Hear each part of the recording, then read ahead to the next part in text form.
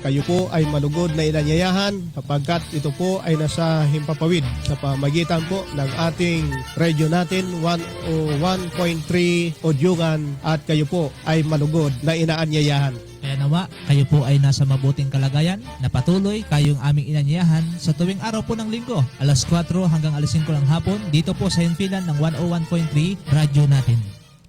Isa pong mapagpalang hapon sa inyong lahat, mga minamahal po naming mga kaibigan. Sa pangalan po ng Pangulo Seventh-day Adventist Church, ito po ang programang Ligay ng Buhay Ministry. At kayo po ay nakikinig sa himpilan ng 101.3 radyo natin Odyungan. Samantala po, bago po natin batiin ang ating mga kapatid, mga kaibigan, ating pong maririnig ang ating pong theme song.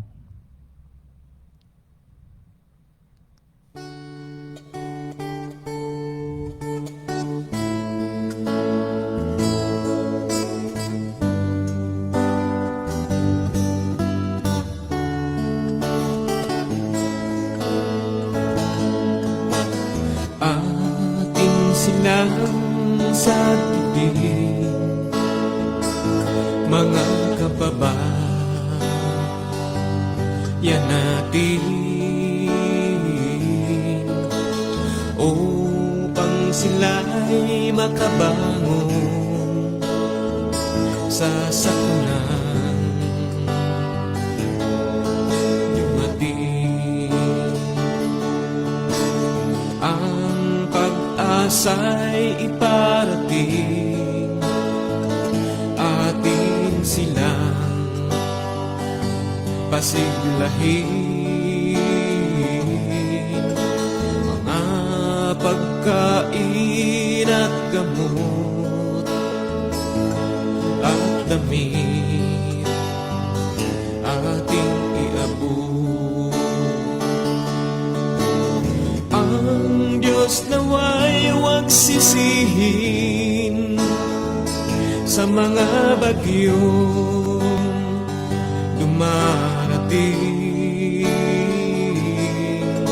pagkat siya lamang ang may hawak sa buhay at kaligtasan natin. Atin silang sagipin, mga kababayan natin, upang sila'y makabangon sa sakunang dumating. Sa paglubog ng araw, may bukas pang darating. Handog ito ng Diyos sa atin, upang siya ay ating sundin. Atin silang sagipin, mga kababayan natin.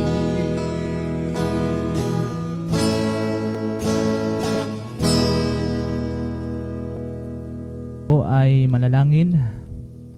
Ama naming banal, makapangyarihan sa lahat, pinupuri at pinasasalamatan po namin ang inyo pong dakilang pangalan sa mga oras pong ito.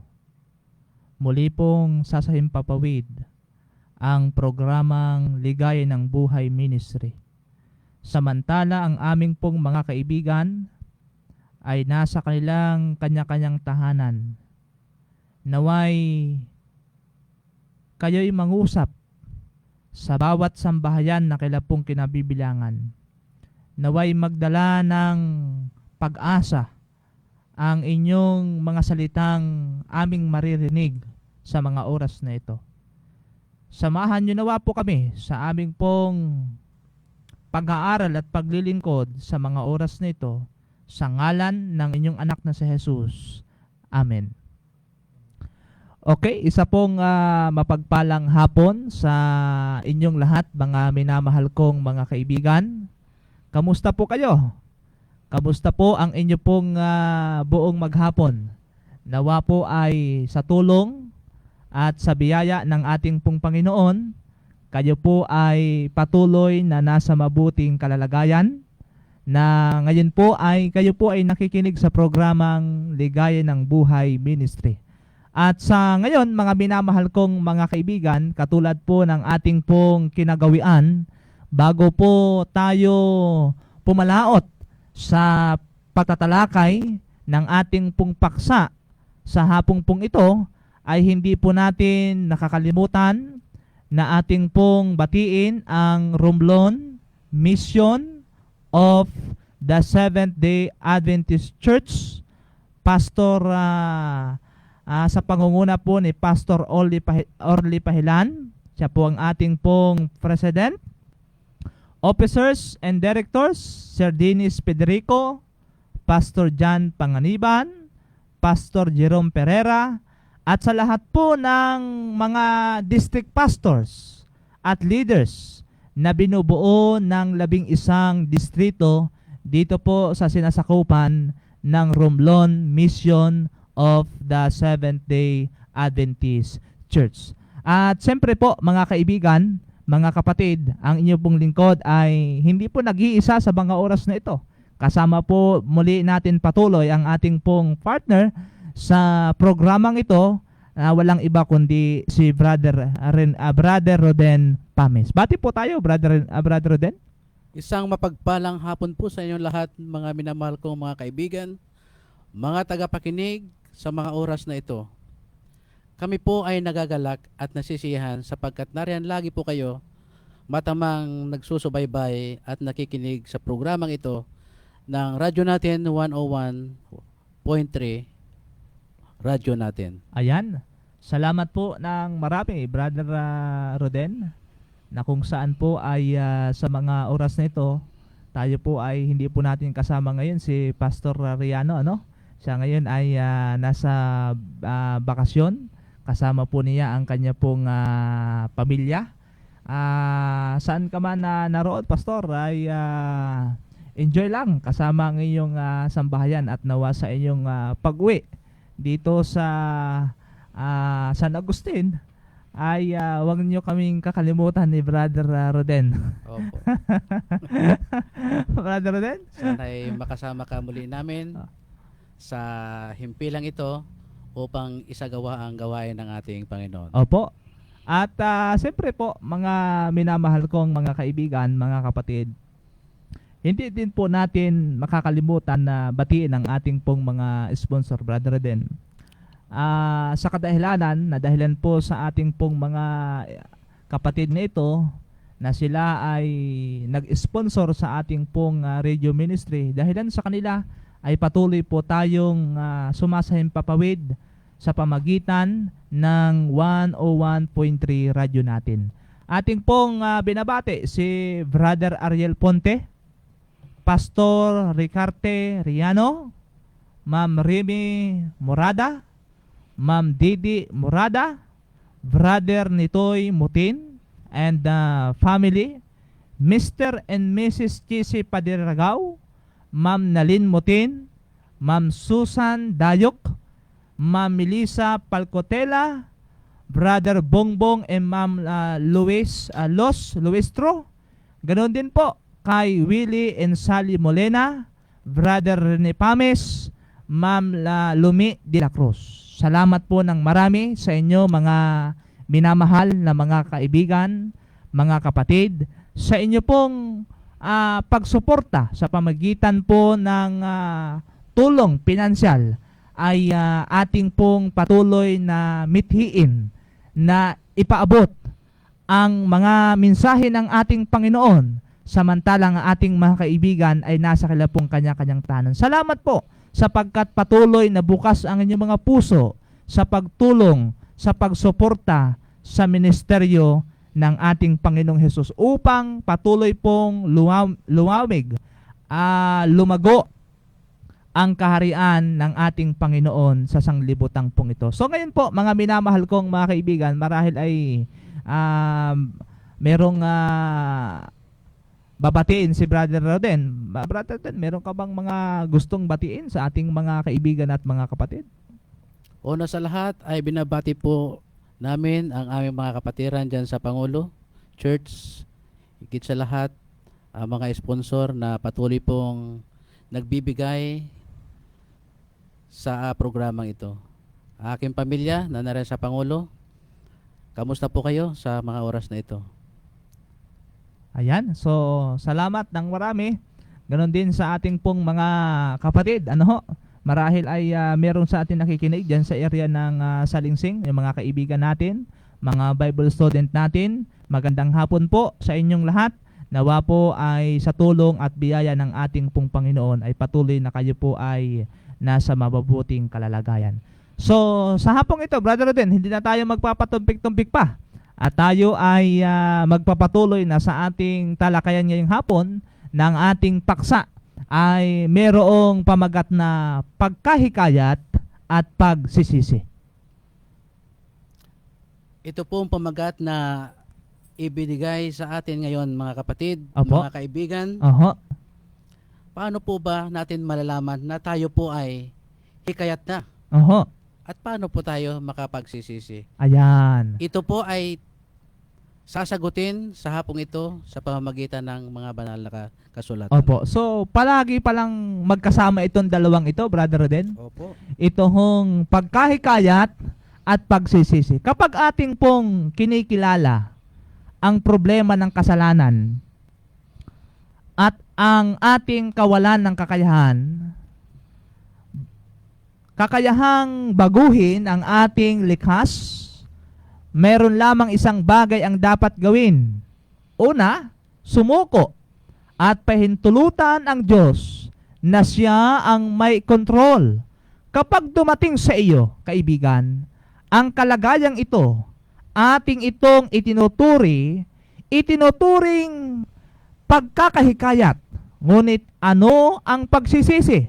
Hindi ba kailangan na magsisi muna bago lumapit sa Diyos? Hindi ba magsisi muna bago lumapit sa Panginoon? Hindi ba dapat magsisi muna bago mahikayat?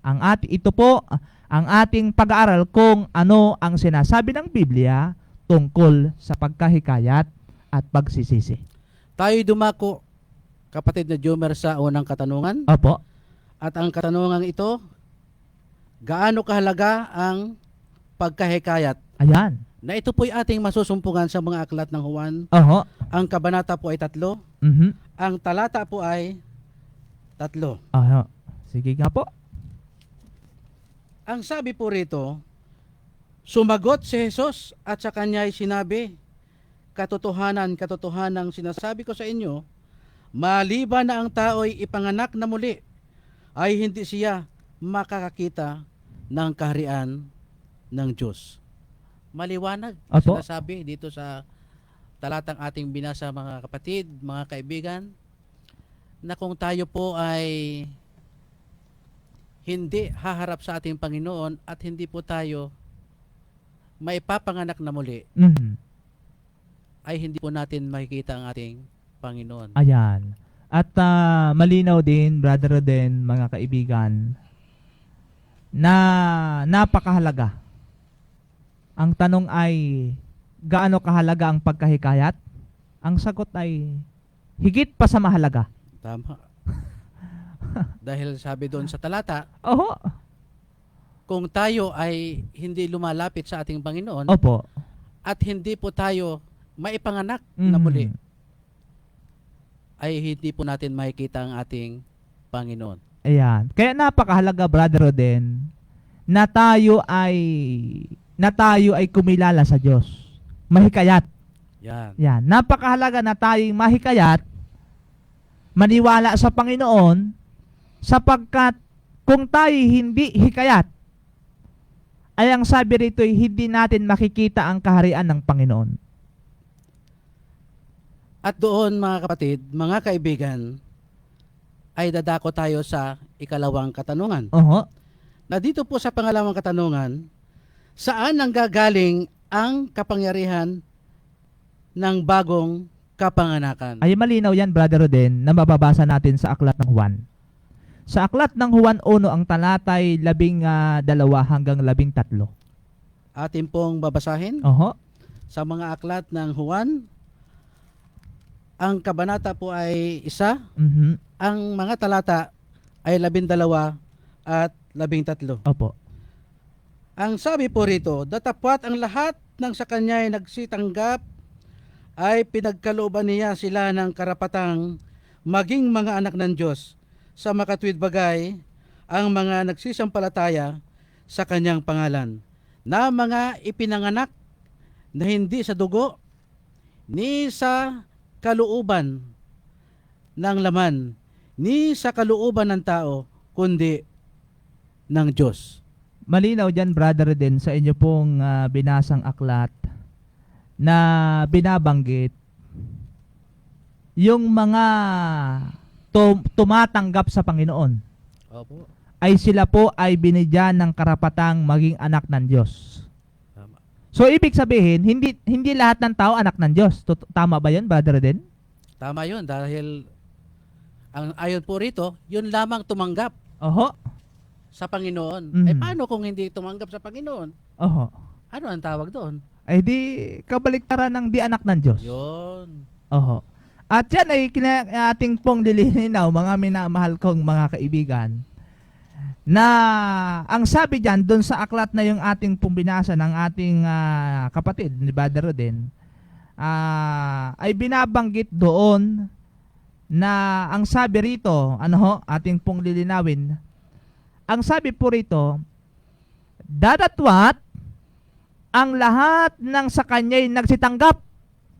Nagsitanggap ba? Nagsitanggap. Oho. Nagsitanggap ng ay pinagkalooban niya sila ng karapatang maging mga anak ng Diyos. So ibig sabihin, ang talatang ito, Brother, din nagsasabi na ang binibigyan lamang ng karapatan na maging son of God ay yung mga tumatanggap. Opo. Kapatid na Jomer, sapagkat dito, ito'y nakabatay sa lahat ng tao na tatanggap lamang sa ating Panginoon. Oho. Yung karapatang yaon na ibinigay ng ating Panginoon ay para sa lahat, hindi Oho. lamang yun na papatungkol sa isang tao lamang. Opo. Kaya nga mapapansin at maiisip din natin, Brother din, ng ating mga kaibigan, paano ka matatawag na anak ng Diyos, hindi ka naman naniniwala na may Diyos? Tama. Oho. Kaya dito, mga kaibigan, para ikaw ay matawag na isang anak ng Diyos, siyempre, dapat ikaw ang sabi dito ay tayo ay nagsisisampalataya. Tumanggap sa Panginoon. Oho, tumanggap sa Panginoon. Pagka sinabing tinanggap natin ang ating Panginoon, ang Panginoon ay nasa atin. Tama. Mahirap naman sabihin na tinanggap natin ang Panginoon pero malayo tayo sa Panginoon. Ayan. So dito, Brother Roden, nung tinanggap na natin si Kristo sa ating buhay, sino itong aktibong persona sa bagong kapanganakan? Itong personang ito, mga kaibigan, mga kapatid, ay walang iba kundi ang Espiritu Santo. Balit, ito'y ating mapatunayan kung ating babasahin ito Oho. sa mga aklat ng Juan, chapter 3, verse 5. Opo. Chapter 3, verse 5, na ang sabi rito, sumagot si Jesus, katotohanan sinasabi ko sa inyo, maliban na ang tao'y ipanganak ng tubig at ng Espiritu, ay hindi siya makapapasok sa kaharian ng Diyos. Mhm. Ipanganak ng tubig at saka Espiritu. So ibig sabihin, hindi lang basta tayo ay maipanganak. Dalawang klase dapat tayo maipanganak. Tubig at saka Espiritu. Espiritu. Ay paano, Brother, din yung tubig lang? Kasi itong bago pa tayo madatnan ng Espiritu Santo, kailangan tayong mabautismuhan muna sa tubig. Opo. Dahil ito'y pagkakasunod lamang ito, kapatid na Jomer. Oho. Sapagkat bago tayo mabigyan ng banal na espiritu, ito po ay nanggagaling muna sa pagkalubog natin sa tubig. Katulad nung nangyari kay Kristo. Mm. Si Kristo nang siya ay mabautismohan ni Juan Bautista, doon sa ilog ng Jordan, nakita yung kalapating bumaba. Yun. Saan yung kalapate? Oho. Yung banal na espiritu. Mm.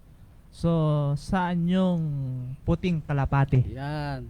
So, ang aktibo na persona po pala ay walang iba kundi ang Holy Spirit. Yan.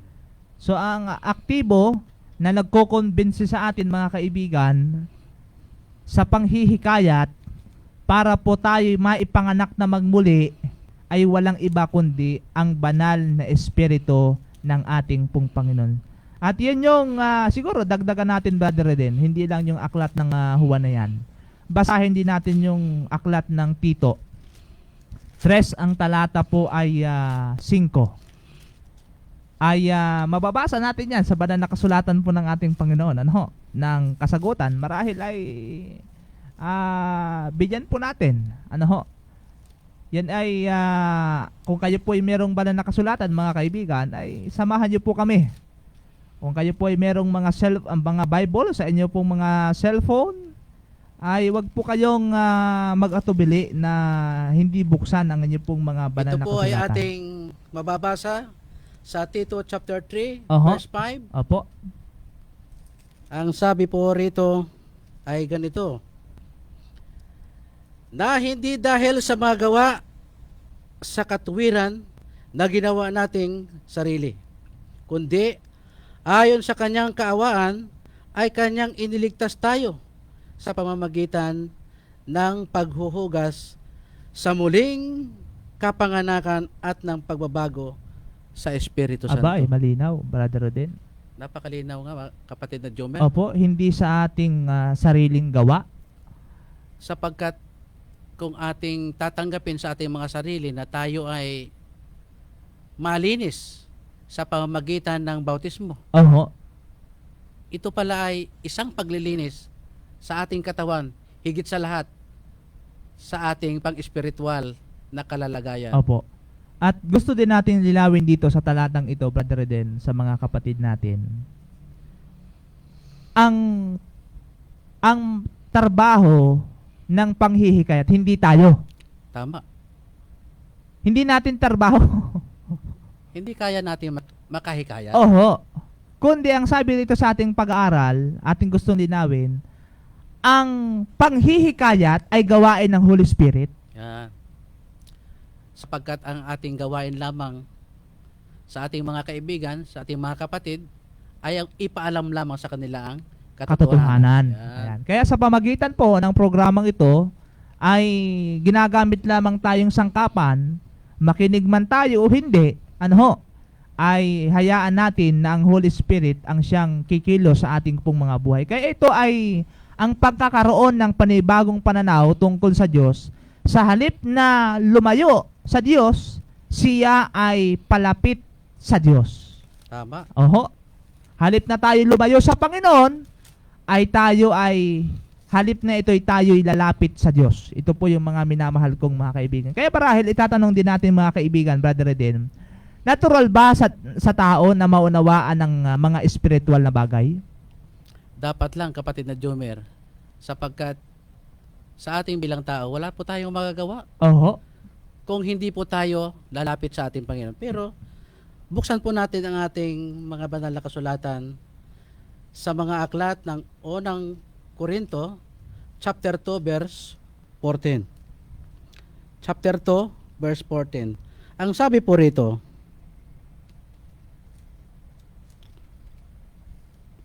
ngunit ang taong ayon sa laman ay hindi tumanggap ng mga bagay ng Espiritu ng Diyos, sapagkat ang mga ito ay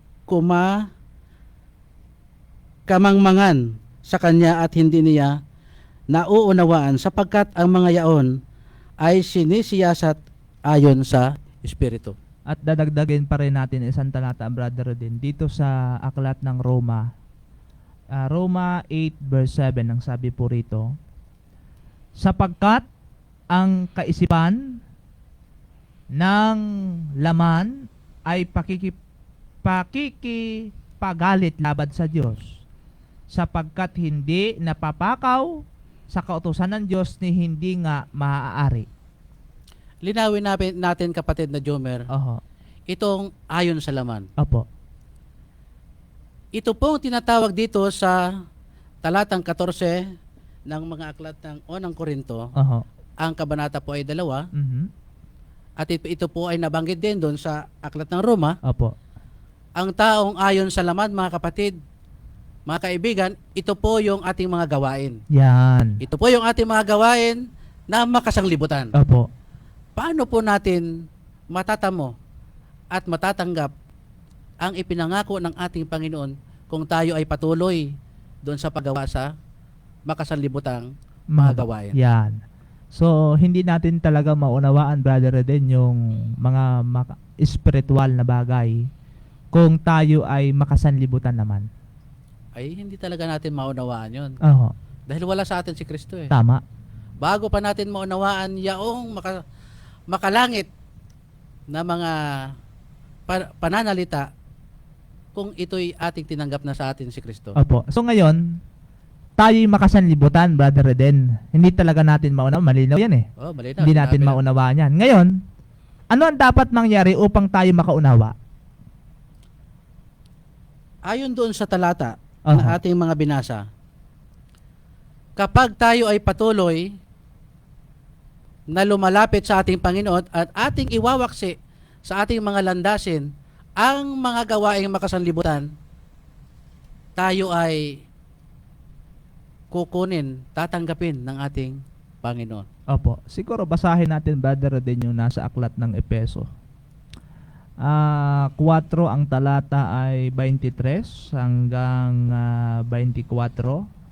Epeso 4 verse 23 to 24. Ito po ang sabi ng Biblia. At kayo'y mangagbago sa espiritu ng inyong pag-iisip, Ha? at kayo'y mangagbihis ng bagong pagkatao na ayon sa Diyos ay nilalang sa katwiran at sa kabanalan ng katotohanan. Maliwanag, kapatid na Jomer, doon sa binasa mo, na magbihis. Opo. Magbihis tayo. Ano ang ating ibibihis? Mhm. Siyempre yung pagbabago na nais na makita sa atin ng ating Panginoon. Pagbabago ng isipan, Mhm. gawain, at ng ating puso. Opo. So ibig sabihin, itong pagbabagong ito ay hindi po natin ito magagawa ng nasa ating sarili lamang. Oho. Kundi ito po'y ating hihilingin sa ating Panginoon sapagkat hindi po natin, wala po tayong magagawa sa ating sariling kakayanan lamang. At kapag tayo ay hikayat na, siyempre, hindi na yung katwiran ni Kristo ang nasa ating buhay. Siyempre. Sapagkat kung tayo hikayat na sa ating Panginoon, ang lahat na makikita sa atin ay yung karakter ng ating Panginoon. Opo. At kapag tayo hikayat na, mga minamahal kong mga kaibigan, isa na tayong isang Kristiyano, ay yung gusto mo, hindi mo nagagawin, kundi yun ang kagustuhan ng Diyos. Malinaw doon sa talata, kapatid na Jomer, Aha. na kapag ating na ibinihis na ang panuntunan ng ating Panginoon, nalinis na tayo sa pamamagitan ng bautismo, at ibinihis na natin ang karakter ng ating Panginoon, tayo po ay mga bagong nilalang na sa paningin ng ibang tao. Opo. Ibig sabihin, Aha. pagka tayo ay bagong nilalang na, Aha. ang nakikita sa atin ay yung mga gawain ng makalangit. Opo. Kaya, ang dapat mangyari, mga kaibigan, mga kapatid, ay kayo'y mangagbago sa espiritu ng inyong pag-iisip. Iba na yung isipan natin, Brother Reden. Iba na talaga. Hindi na tayo makalaman. Dahil tinanggap na natin ang ating Panginoon. Oho. At tayo binihisan na ng ating Panginoon. Yan. Pinago yung ating puso, Oho. pinago yung ating pag-iisip. Yan. Kaya tayo ay dapat mangyari sa atin para tayo makaunawa, baguhin natin yung ating mga pag-iisip. Hindi na tayo mamumuhay sa ating sariling prinsipyo. Kaya pansinin natin mga minamahal kong mga kaibigan, ang pagkahikayat ay likha ng bago at mas malalim na kakayahan upang makilala ang Diyos. Binabago ng banal na espiritu ang isipan, kaya ito ay lumikha ng bagong pagkaunawa at interes. Nagsisimulang maranasan mo ang bagong pagnanais na makilala ang Diyos. Kaya nagsisimula, brother, din ang lahat sa pagkakilala sa Panginoon. Tama. Dahil kung inaangkin natin sa ating sarili na tayo binago na ng ating Panginoon, sigurado ako, kapatid na Jomer, na Oho, ang makikita sa atin ay yung karakter ng ating Panginoon. tama. At kung tayo dadako sa katanungang, ang pagkakaroon ng bagong puso ba ay umaakay sa panibagong buhay? Aba, ay mababasa natin yan sa Biblia, brother, din sa aklat ng Ezekiel. Opo. Ezekiel 36, ang talatay 26 hanggang 27. Atin po itong babasahin. Oho. Bibigyan ko rin naman kayo ng ng bagong puso Oho.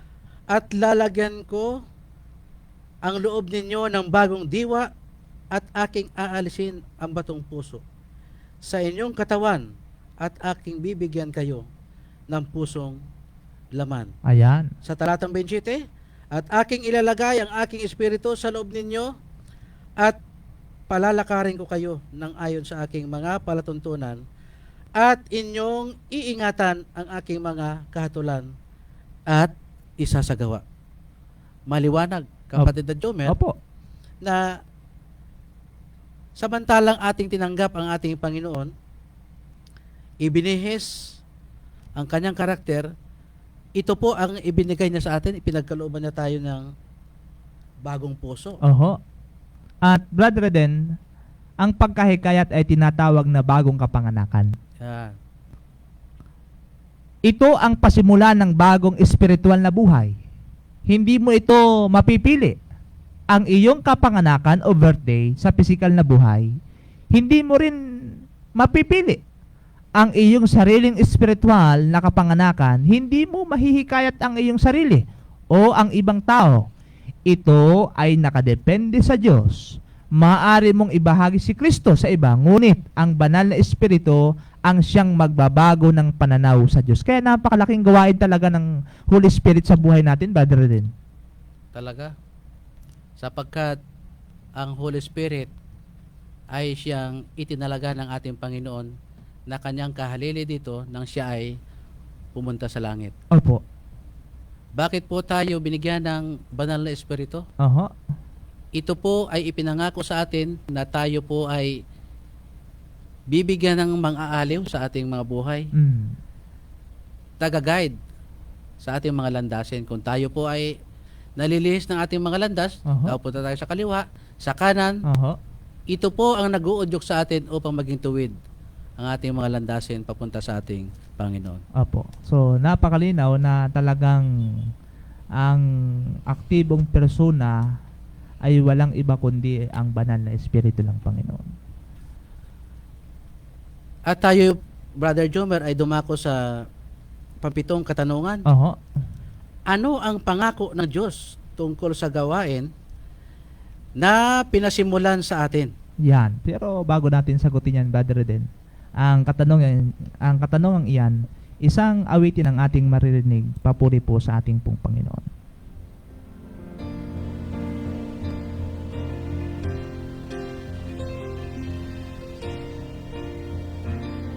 There's a war within our land, a battle for the right.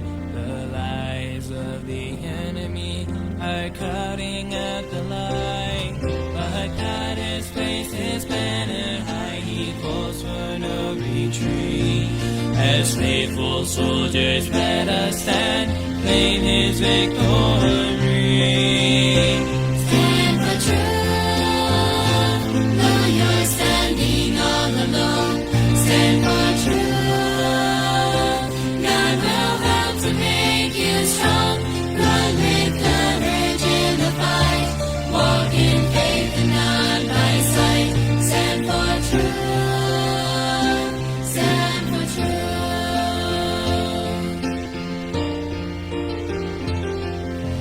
So the battle rages with choices every day. Will we search the word of God or toss the truth away? Let us hold on to his promises and seek a higher goal. Listening for the victory cry, giving him our all. Stand for truth, though you're standing all alone. Stand for truth, God will help to make you strong. Run with courage in the fight, walk in faith and not by sight. Stand for truth, stand for truth, stand for truth, though you're standing all alone. Stand for truth, God will help to make you strong. Run with courage in the fight, walk in faith and not by sight. Stand for truth, stand for truth, run with courage in the fight, walk in faith and not by sight. Stand for truth, stand for truth.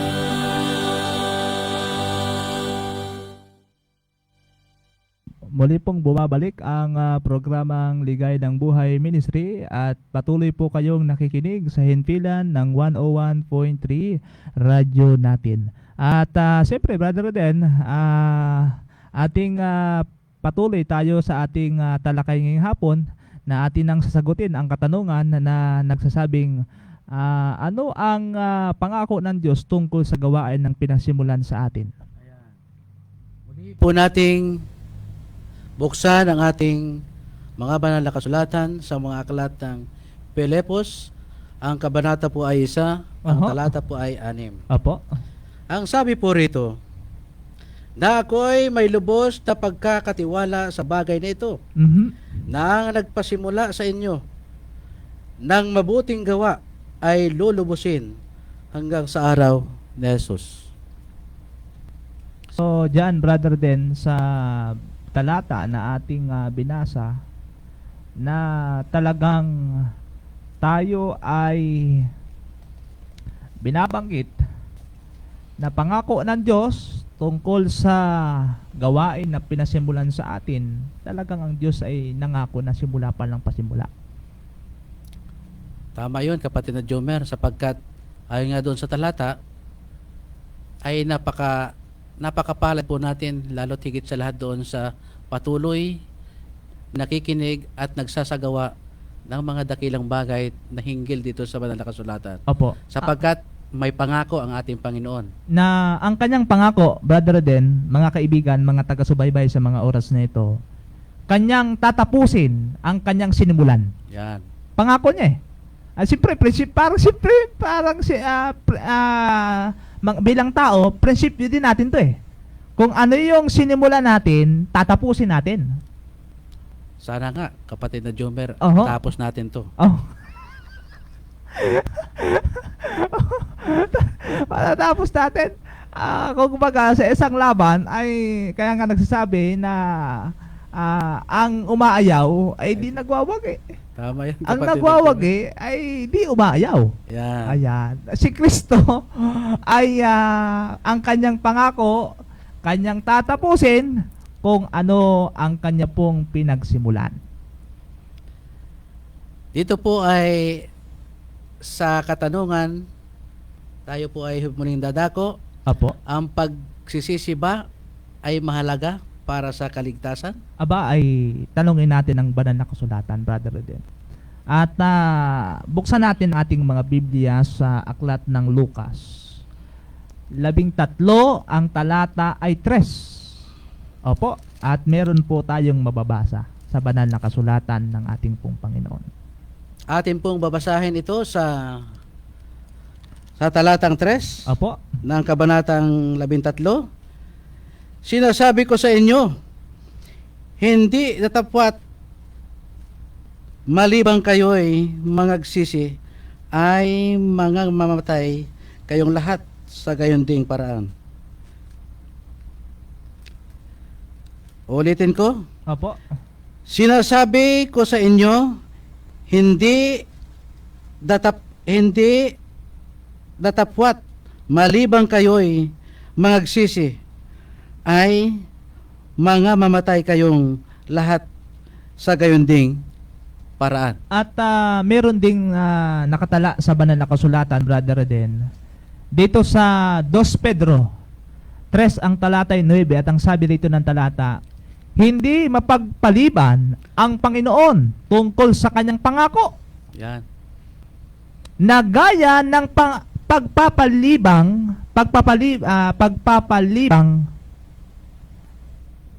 ipinalalagay ng iba, kundi mapagpahinuhod sa inyo na hindi niya ibig ng sino man ay mapahamak, kundi ang lahat ay magsipagsisi. Yan. Malinaw doon sa mga talatang binasa, kapatid na Jomer, Oho. na yung pangako ng ating Panginoon ay doon lamang sa mga nagsisisi. Opo. Ay paano yung hindi nagsisisi, kapatid na Jomer? Ay di kabaliktaran ng hindi pangako doon sa mga hindi nagsisisi. Yan. Malinaw Kasi ang doon. kanyang pangako doon lamang sa mga nagsisisi. Yun. Hindi exempted doon yung hindi nagsisi. Ay meron namang kapatid na Jomer na nagsisi. Oho. At ito'y ikinumpisal pa niya. Oho. Ayon doon sa kanyang kumpisal, Panginoon, ako'y iligtas mo at iligtas mo pa ako bukas. Oho. Yun pala, kapatid na Jomer, ay mayroon pa siyang nanakawin bukas. Kasama na.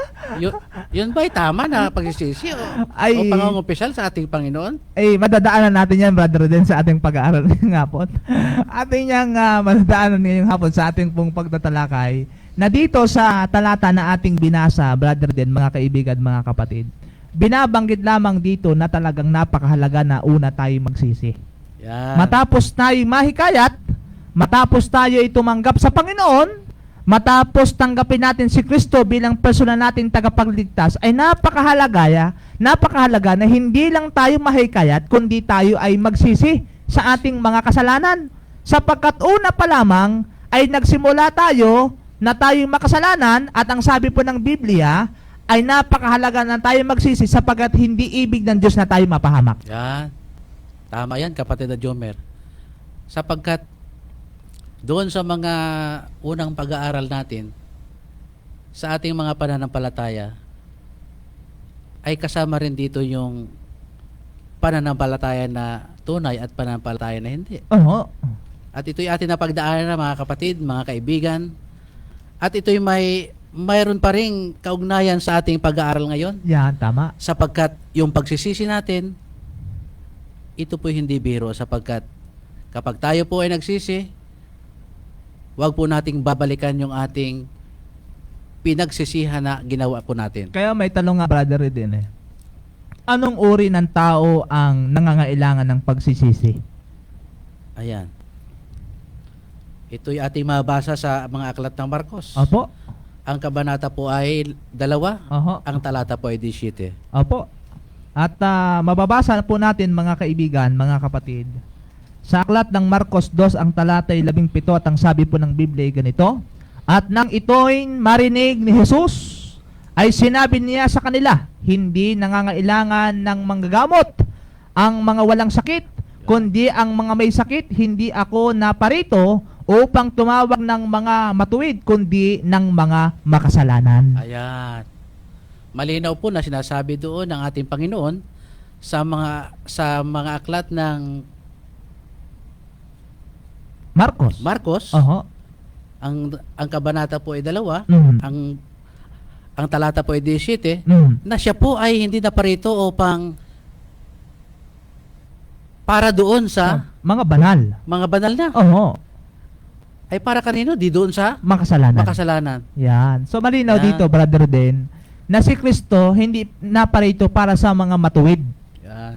kundi si Kristo ay naparito para sa mga taong makasalanan. So ibig sabihin, bagaman tayo makasalanan, una pa lamang ay meron ng plano ang Diyos sa ating buhay. Yan. Sapagkat kung ating pag-aaral ng mabuti ang banal na kasulatan, ay wala naman talagang hindi nagkasala. Oho. Lahat po ay nagkasala. Opo. Kaya nga ang katanungan, anong uri ng tao na nangailangan ng pagsisi? Yung mga taong Yan, makasalanan. makasalanan. At dahil doon, lahat po tayo ay kaugnay doon. Yan, Dahil tayo tama. po ay Makasalanan. makasalanan. Hindi tayo exempted dito. Yan.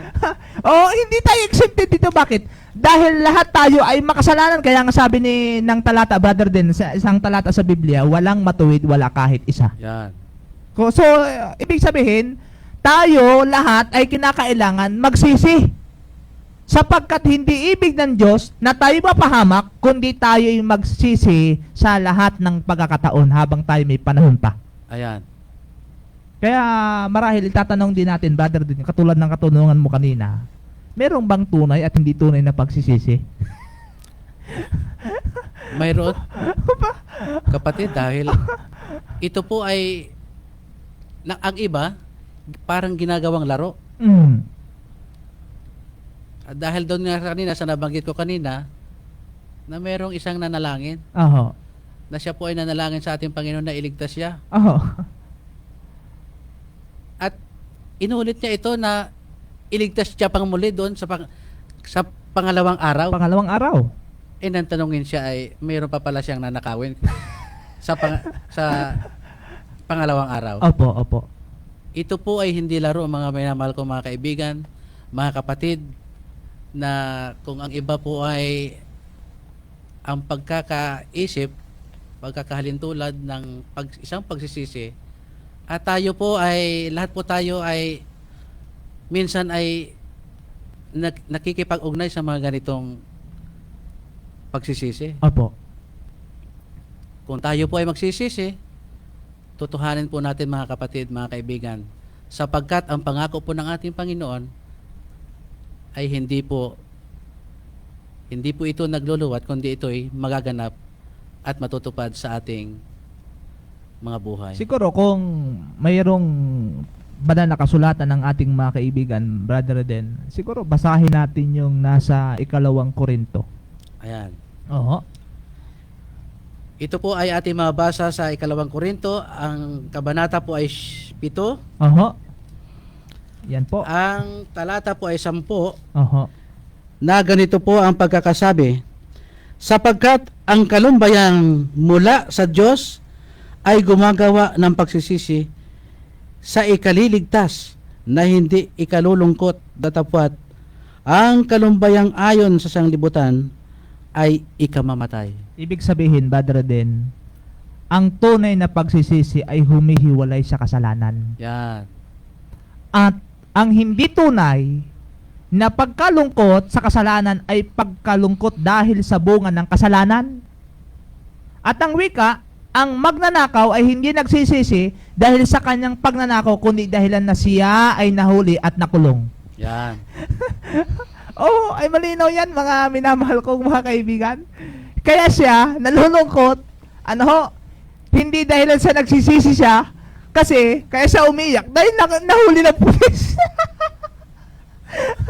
Nakulong eh. Naparusahan. At dahil doon mga kapatid at mga minamahal kong mga kaibigan, katulad nga ng binasa sa atin ngayon sa mga oras na ito, napakaliwanag po ng talatang ito na ito po ay ang kalumbayan na sinasabi po rito o ang kalungkutan. Ito po ay maaari po nating i-apply sa ating mga sarili sapagkat sa ating pagsisisi, kung tayo po ay malulungkot dahil tayo po ay nagsisisi, panghawakan po natin ang pangako ng ating Panginoon upang malagpasan po natin ang mga kalumbayan nito. Opo, siyempre, tayo din na mga tagapagturo, brother din. Tayo din naman ay hindi perpektong tao. Tayo rin ay makasalanan. Tayo din ay nagkukulang. Tayo rin ay nagkakamali sa harapan ng ating Panginoon. So pero binabanggit ng ating pong pag-aaral ng banal na kasulatan ng ating Panginoon, kung totoo tayo nagsisisi, totoo tayong nalulungkot sa ating mga nagawang kasalanan, ay ang sabi ay ang tunay na pagsisisi ay yung paghiwalay sa kasalanan. Pero kaya nga dito binabanggit, kung totoo ka na nagsisisi sa iyong mga nagawang kasalanan, ay hindi mo na ito babalikan. hindi mo na ito babalik-balikan, kundi hihiwalay ka sa kasalanan dahil yan sa totoo ka na nagsisisi sa Diyos. Tama ka dyan, Brother Jomer. Sapagat ang isang tao, siya po ay magiging ganap na tagasunod ng ating Panginoon kung totohanan na siya po ay nagsisisi at na tinalikdan niya ang kanyang mga nagawang pagkakamali at siya ay tuwiran na susunod sa ating Oho. Panginoon. Kaya malinaw, Brother Ren, sa ating mga kaibigan, na merong dalawang klaseng pagsisisi. Tunay at saka hindi tunay. Katulad din niya ng isang pananampalataya. Oho. Meron din pananampalataya na tunay at pananampalataya na hindi. Yan. Kaya mga minamahal kong mga kaibigan, ito yung binabanggit sa ating pong pag-aaral. Kaya ang katanungan ay, saan nagmula ang tunay na pagsisisi? Ayan. At ito po yung ating mababasa sa mga aklat ng gawa. Ang kabanata po ay 5. Ang talata po ay 31. Akin pong babasahin. Siya'y pinadakila ng Diyos ng kanyang kanang kamay upang maging prinsipe at tagapagligtas, upang magbigay ng pagsisisi sa Israel at kapatawaran sa mga kasalanan. Malinaw dito, Apo. kapatid na Jomer, Oho. na ang ating Panginoon ay dakila. Opo. At ang ibig sabihin, Brother Den, ang tunay na pagsisisi, hindi nagsisimula kung kanino-kanino mga tao man. Kundi ang sabi ng talata sa Biblia, mga kaibigan, ang tunay na pagsisisi ay nangmumula kay Kristo. Yan. Oho, kay Kristo. Kaya mapapansin po natin, mga kaibigan, hindi itinuturo ng Biblia na ang makasalanan ay dapat magsisi muna bago tumugon sa paanyaya ni Kristo. Hindi. Kaya mali yung sinasabing, oy brother, hindi muna ako magpapabinyag. Ako muna yung magbabago. Bago muna ako tumanggap sa Panginoon. Babawas-bawasan ko muna yung kasalanan ko. Bago ako tumanggap sa Diyos. Hindi yun mangyayari, Brother Den. At saka hindi magaganap sa kanya yung paghuhugas. Oho. Kaya ang sabi po rito, mga minamahal ko mga kaibigan, hindi tayo makakapagsisi na wala ang Espiritu ni Kristo na pumupukaw sa konsensya, na hindi tayo mapapatawad na walang Kristo. Yan. Malinaw sa sinabi mo, kapatid na Jomer, na kung wala sa atin ang Espiritu Santo ng ating Panginoon, paano nga ba nga tayo makapagsisisi? Tayo ba ay makapagsisisi sa ating mga sarili lamang? Opo. Tama yung sinabi mo na ang ating Panginoon ay nagbibigay sa bawat isa sa atin ng banal na Espiritu upang udyukan tayo. Oho. Kaya nga, dito, Brother Eden, binabanggit sa ating pag-aaral na kung walang Kristo sa ating buhay, hindi tayo makakapagsisi. Kaya kinakailangan natin, mga minamahal kong mga kaibigan, kung totoo tayo nagsisisi sa ating mga kasalanan, we need more Christ sa ating mga buhay. We need the power of the Holy Spirit.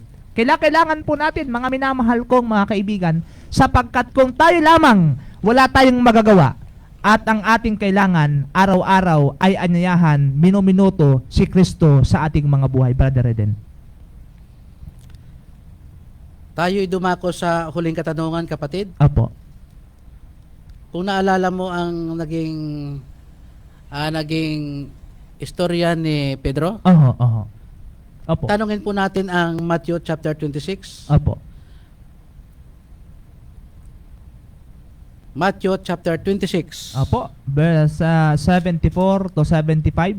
Yan po ay nakatala. 74 at 75, ang sabi po rito, na magkagayoy, nagpasimula siyang manungayaw Oho. at manumpa, hindi ko makikilala. Hindi ko nakikilala ang tao, at pagdakay tumilaok ang manok, at naalala ni Pedro ang salitang sinabi ni Jesus, bago tumilaok ang manok, ay ikakailan mo ako ng ikatlo. At siya lumabas at nanangis na mainam. Napakaliwanag, kapatid at Jomer, na Oho. sa kabila ng si Pedro ay kanyang ipinagkanulo ang ating Panginoon 3 beses pa. 3 beses, ano? Mas mahigpit pa ito kay Judas. Oho. Dahil si Judas 1 beses lang. Oho. Samantalang si Pedro 3 beses. Mhm. Subalit, siya po ay tumangis. Opo. Umiyak. Nagsisi. Oho. Kanya pong ibinigay ang kanyang sarili sa ating Panginoon. Opo. So, ibig sabihin, tayong lahat, lalo tigit sa ating mga tagapakinig sa mga oras na ito, ang panawagan po ng ating Panginoon sa bawat isa sa atin ay tayo po ay magsisi ng totohanan. Opo. Mga minamahal na mga kaibigan, hindi tayo makakahiwalay sa kasalanan. Sa ating sariling likas, ngunit maaari nating hilingin sa Diyos na gawin ito sa atin. Natutuwa ang Diyos na tutulungan ang mga tao na hindi matulungan ang kanyang sarili. Hindi tayo lumalayo sa kasalanan upang magsisi. Tayo lumapit kay Jesus upang magsisi. Ang ating bahagi ay lumapit sa Kanya. Mga minamahal kong mga kaibigan, hindi natin kaya na tayo ay humuwalay sa kasalanan. Ngunit kailangan natin si Kristo sa ating buhay. Siya ang ating kailangan.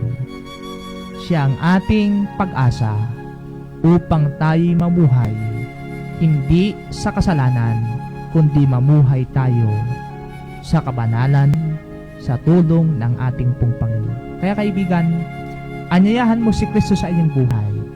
Lumapit ka kay Jesus at tiyak matatama mo ang kapatawaran ng ating mga kasalanan. Kaya ngayon mga minamahal kong mga kaibigan, wala na tayong panahon upang magpatuloy sa ating talakayan.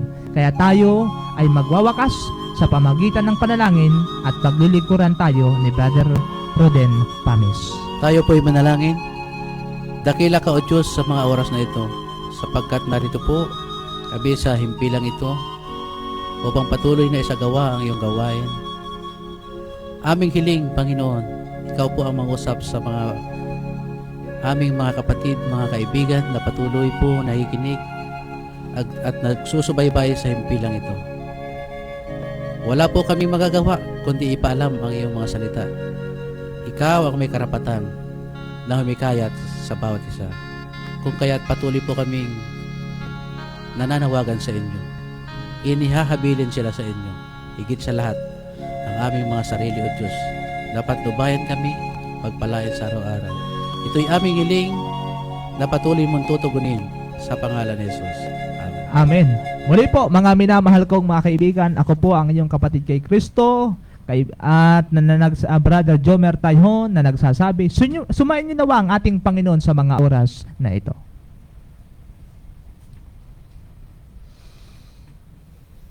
Radyo natin.